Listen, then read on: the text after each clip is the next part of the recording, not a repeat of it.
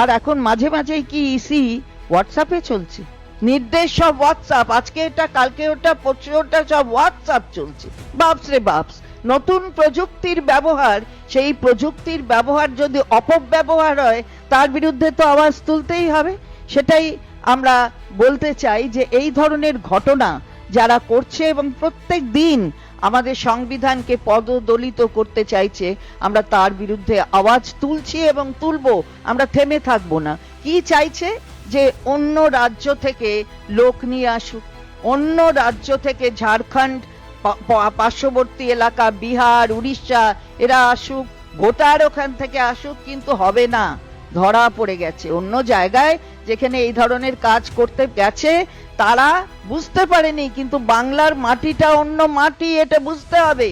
বাংলার মাটি তাই গর্জে ওঠার মাটি অন্যায়ের প্রতিবাদে, এবং সেই গর্জনই তো মাননীয় নেত্রী আমাদের, তিনিও করেছেন। আমাদের পূর্বসূরীদের গর্জন যেরকম ছিল এবং সব সময় থেকেছে অন্যায়ের প্রতিবাদে, আমরা সেটাই বলতে চাই যে এটা হবে না। এর একটা নিরপেক্ষ তদন্ত এটা কিন্তু খুঁজে বার করতে হবে, কারণ এই ধরনের কাজ আমরা কিছুতেই হতে দেব না বাংলার মাটিতে।